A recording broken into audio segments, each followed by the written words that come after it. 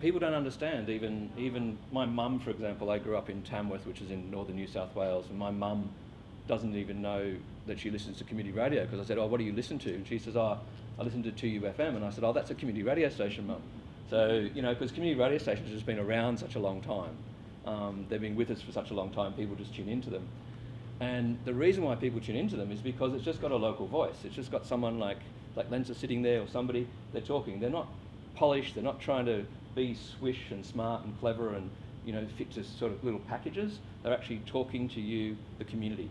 And particularly that's important for language groups that talk to their community, but even around Australia, like in Tamworth, it's just local people from Tamworth talking to other people in Tamworth. So that's why people like it. And you'll find that as we're getting more and more commercial, then people are tuning off the commercial stations and listening to internet and different platforms, but maintaining, the audience is still listening to community broadcasting because they like that local feeling of someone talking to them. So over half the population of Australia listen to community radio station. That's in an average month, they'll tune in and turn on to community broadcasting. So half the population of Australia, that's pretty big. And 1.6 million of those will speak a language other than English that will tune into a community program that's got a language other than English on it. Now that figure is probably, I think it's actually doubled, because that survey that's held to do that, it's done in English on the phone. So you could double that. I'm pretty sure you could double it to like 3 million people around Australia listen to language other than English programs on community broadcasting. So ethnic community broadcasting, so 130 stations around Australia. So there's 356 in total. Of that 356, 130 have a language other than English program on them, whether it's 1 or 10, or in the case of 3ZZZ, they have 60 language programs, different language programs. There's 130 stations broadcasting, you know, different language programs. Even in Tamworth, they have a Spanish program. You know, Wagga Wagga and Griffith have other programs as well. So in these rural areas, they've got programs. Shepparton not, I don't know why. And on average, these are all surveys that we do as well. We gather information to show you how big we are and strong community broadcasting is and present that to government. But these are all based on surveys that are held. You know, 2,000 hours every week of different languages are broadcast around Australia. So that's quite a lot. And there's over 100 languages that are broadcast every week around Australia. The value of community broadcasting, they employ about 1,000 staff at stations around Australia. There's 23,000 volunteers and about 4,000 or more ethnic volunteers at different stations. The estimated value of all this volunteer work, because you can value it based on if a person produces a radio program, on average it takes about 10 hours to produce that program. And if you've got 4 people working on that program, then you can value it based on different things to come up with, you know, the whole value of all that volunteer work is 232 million every year that's put in from volunteer work.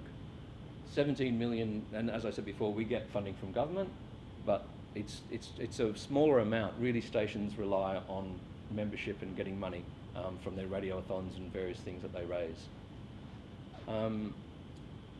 So I'm just wondering, so you're all here because you want to get involved in media, is that right? So you want to become involved in contacting the media? Yeah? Yep. You want to get involved in being in the media? Yep. Okay, so that's 2 different things, yeah, very different things. So, okay, well that's important for, first of all, getting involved, and it's not on the slides, but we can talk about it as well, as about employment in media. It's a hard thing, you know, there's a lot of journalists out there that are unemployed at the moment that are looking for jobs, and it's quite competitive. But a lot of people have gone through community radio, for example, and gone on to get jobs. You know, there's a Deakin University lecturer I met just a couple of months ago. And I was talking to her, and she said she started as a receptionist at 3CR, which is a community radio station in Smith Street. You know, so, and a lot of other well-known people have started. Damien, who does a media law report on the ABC, started a community radio station as well. Like, a lot of people started at community radio stations. So it's a way of getting trained up and getting into the media. And one of the things we do as well is we all the time advocate and say that the faces that you see on the mainstream media are not a reflection of the diversity within the Australian population. So they need to change that, and we're working with Deakin University to try to get a lot more faces into the mainstream media, into commercial media, that are not the white Anglo-Saxon male like me. So yeah, trying to change that as well. So the good thing about community radio is that it has these basic principles which allow, it's independent. So it's independent in the sense that it's not ran by commercial interests. So the people that run 3ZZZ, for example, they're all community radio broadcasters. They hold an AGM every year, and those community broadcasters run for the election, and those community broadcasters that broadcast on the station sit on the board and they run it. So they understand the people that are at the station. So that's its independence from commercialism and independent from its any exploitation. It's run internally. It's also access. So the whole idea of community radio stations is access. It has to allow access to community groups and people from the community. Its license is based on representing those people within the community.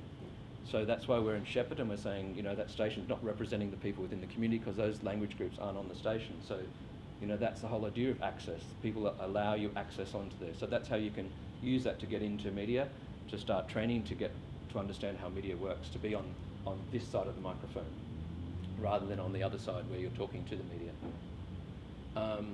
And it's also one of the key aspects of community broadcasting is its diversity, its strength, it's about harmony, it's about social cohesion. That's part of the codes of practice of community broadcasting, not just the station, but it's also government regulation as well. So that's welcoming. Community radio is saying, come in, learn radio, get involved, be part of it. So that's the good thing about community broadcasting.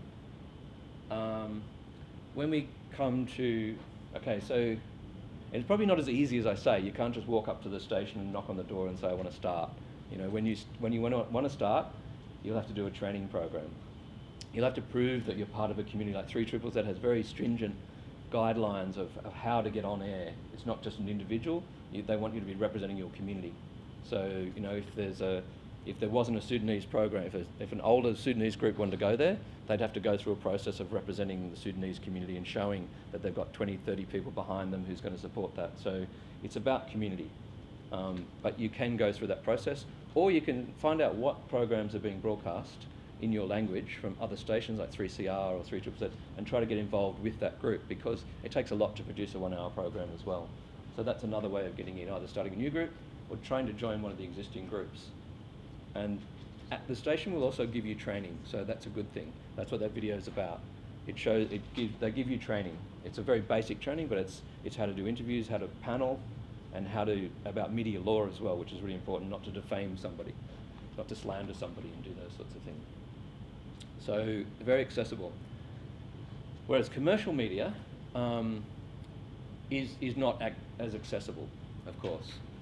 It's very difficult with commercial media.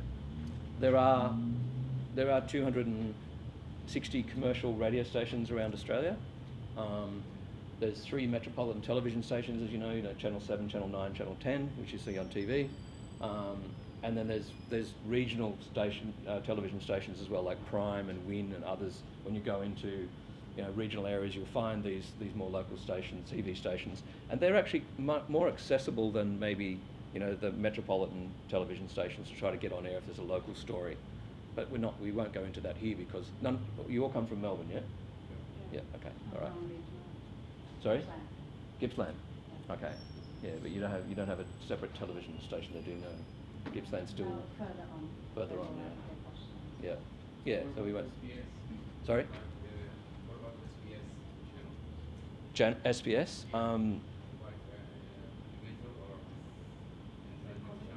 We'll come to SBS.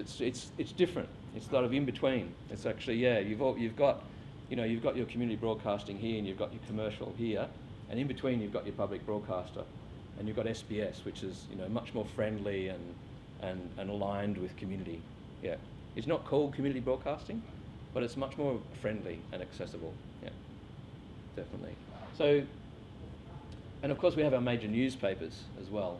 And while Australia is extremely has an extremely democratic media because it's so diverse, particularly with community broadcasting, one of the problems we have with the newspapers, of course, is that 80% of it's owned by two major companies, Fairfax and Murdoch.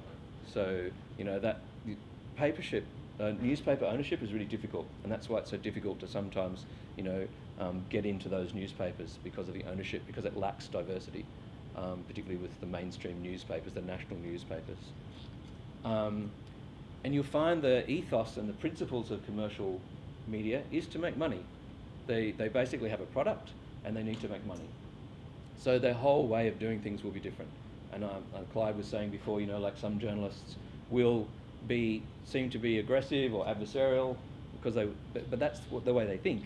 A lot of the journalists, not all of them, but a lot of them think that way because they want to create a conflict and get it in the newspaper or get it on the TV, because the conflict is what sells, and that's what people, unfortunately, can get interested in the public.